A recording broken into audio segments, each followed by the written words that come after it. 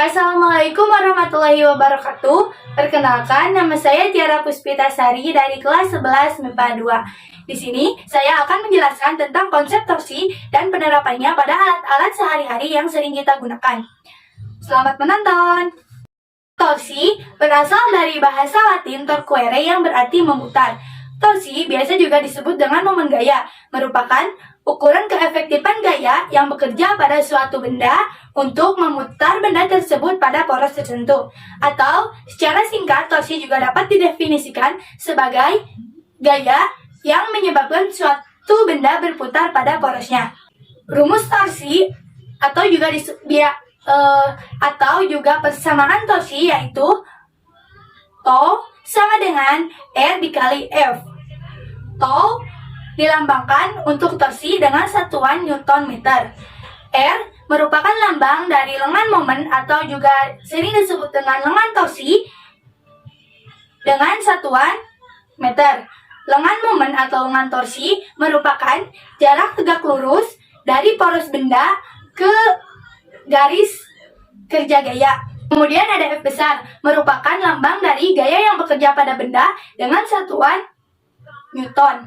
Suatu benda dapat berputar atau memiliki torsi jika lengan momen pada benda tersebut tegak lurus dengan gayanya. Jadi, jika gaya yang diberikan sejajar dengan lengan momen atau gayanya diberikan pada poros benda tersebut, maka benda tersebut tidak akan berputar dan tidak memiliki torsi atau torsinya sama dengan 0. Torsi termasuk besaran vektor karena memiliki nilai dan arah. Arah yang dimiliki torsi terdapat dua, yaitu berlawanan arah jarum jam diberi tanda positif, dan yang kedua yaitu searah dengan jarum jam dan diberi tanda negatif. Dua arah tersebut diberi tanda supaya konsisten dengan aturan matematika maupun aturan arah pada momentum sudut dan gaya Lorentz. Keefektifan benda dalam memutar tergantung pada besar kecilnya momentum gaya atau torsi yang dihasilkan. Semakin besar nilai torsinya, maka keefektifan gaya untuk memutar suatu benda pada porosnya semakin efektif.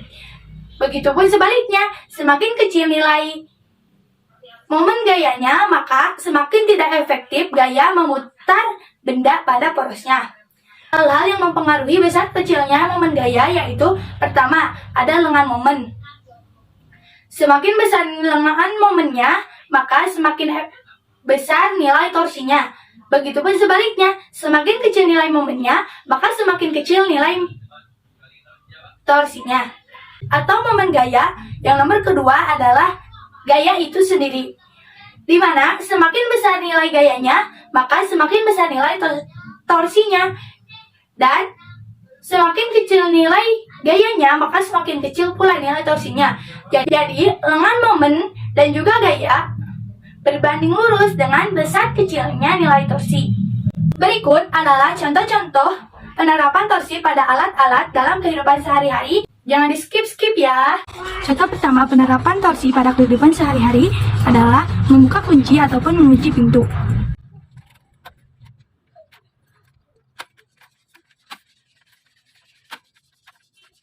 Contoh penerapan torsi yang kedua adalah terletak pada gagang pintu. Ketika kita akan membuka pintu, kita akan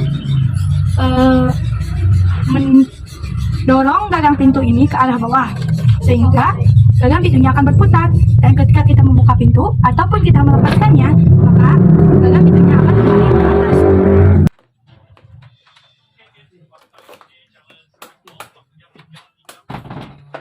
Menutup atau minum. Tutupnya ini dapat berputar. Atau shampoo. Nah, tutupnya bisa berputar.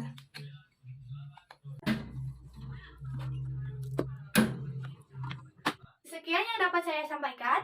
Mohon maaf apabila banyak kesalahan atau beberapa kata yang kurang tepat, karena saya dalam masih proses pembelajaran.